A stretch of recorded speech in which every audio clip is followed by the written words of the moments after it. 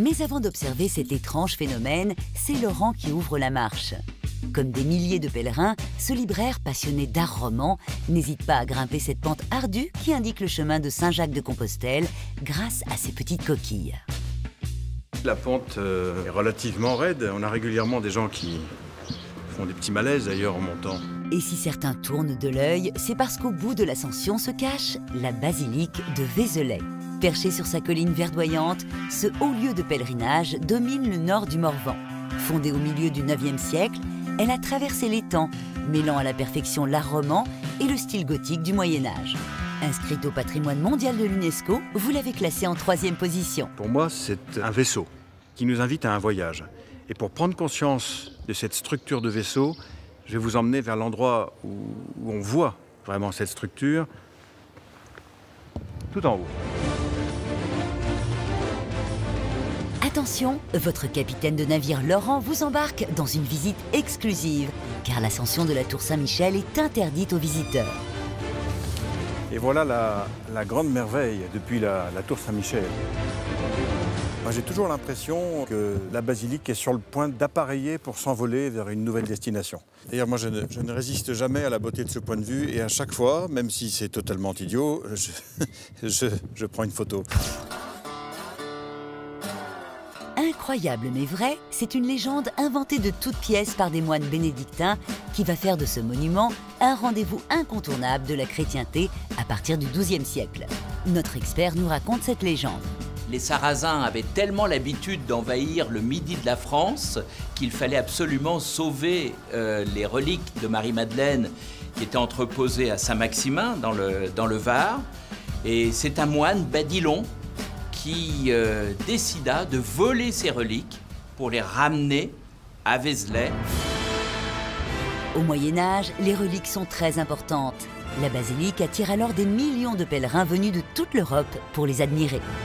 Donc là, on arrive dans un endroit que j'adore ici, parce que c'est vraiment pour moi le symbole de Vézelay.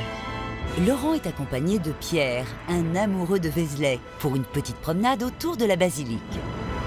À son apogée, 2 km de remparts avaient été érigés pour la protéger des attaques des brigands. C'est l'époque des reliques en France. Et dès qu'on a des reliques, on devient riche, il y a de l'affluence, il y a donc de l'argent, et il y a des affaires à faire et un certain pouvoir à prendre. Aujourd'hui, près d'1 million de touristes vient chaque année visiter ce Mont Saint-Michel bourguignon. Passage obligé avant de vous rendre dans la nef, ce magnifique tympan au-dessus de la porte centrale. Cette scène sculptée de la Pentecôte est une œuvre magistrale de l'art roman. Mais le plus grand spectacle se trouve derrière cette porte. La poussée, c'est lourd, hein, faut un petit peu d'énergie. Et vous voilà propulsé dans un autre monde, un monde lumineux. Osez le grand plongeon dans cette splendide nef romane, unique en son genre, avec ses 18 mètres de hauteur et son cœur gothique. Elle est à couper le souffle. Baignée de lumière toute l'année, elle a surtout un rendez-vous très spécial avec le soleil, une fois par an, au mois de juin. C'est à la tribune que Laurent vous propose d'observer ce phénomène qu'il ne manquerait pour rien au monde. On l'appelle le chemin de lumière. J'attends ce moment avec beaucoup d'impatience chaque année et pendant plusieurs semaines, parce qu'en fait, ça dure plusieurs semaines. Ne venez pas forcément le 21 juin. Une semaine avant, une semaine après, vous le verrez encore. Les bâtisseurs de la basilique ont fait en sorte qu'autour du solstice d'été, les rayons du soleil frappent le sol pour marquer 9 croix de lumière tout le long de la nef. Ainsi, le fidèle dispose à ses pieds du chemin à suivre jusqu'au cœur.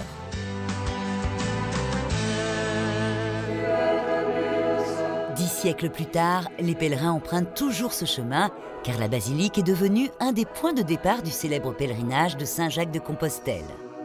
Ce matin-là, Laurent est venu assister à la bénédiction d'un petit groupe de marcheurs.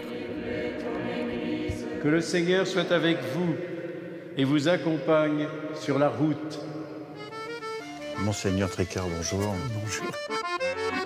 Le patron de la basilique, Monseigneur Tricard, se souvient d'un pèlerinage qui a marqué toute sa carrière. Je vais avoir 9 ans. Toute ma famille a été marquée par ça. Et on revient toujours dans ce lieu qui était un événement. En 1946, au lendemain de la Seconde Guerre mondiale, 14 croix en bois sont apportées à dos d'homme depuis plusieurs pays d'Europe en symbole de réconciliation. Et parmi tous ces pèlerins, des prisonniers allemands insistèrent pour porter l'une de ces croix, une façon de demander le pardon. La légende dit que le bois de cette croix allemande, de la croisade de la paix, aurait été taillé dans les poutres d'une maison. Et bombardé pendant la guerre. Et ça a vraiment ça a un grand sens. Donc c'est vraiment une relique à elle toute seule, en quelque sorte. Oui, oui. Dieu est un fumeur. Un autre prêcheur, toutefois un peu plus provoque, fut également à sa manière touché par la basilique. À quelques kilomètres de là, Laurent a rendez-vous avec un grand chef étoilé, Marc Menot. Bonjour Marc. Pendant plus de 6 mois, le restaurateur a hébergé dans son établissement le pape de la chanson française, Serge Gainsbourg. Il lui a même dédié une salle de son restaurant. Voilà, ça c'est le bistrot Gainsbourg, c'est le lieu de Gainsbourg. À cette époque, quand il était chez nous, le piano était à cet endroit-là. Pendant son séjour, Marc a voulu faire découvrir à l'artiste le petit bijou de Vézelay, sa basilique. Et à plusieurs reprises, on a tenté de le faire rentrer dans la basilique. Il dit, on va aller boire un coup, on va descendre, hein, ça va être mieux. Hein. Donc il a toujours fui l'entrée de la basilique. Tu es belle, vue de l'extérieur. C'est vrai qu'un petit verre, ça ne se refuse pas, mais ne faites pas l'erreur de Gainsbourg et allez visiter la basilique de l'intérieur. Vous ne le regretterez pas. C'est pas beau.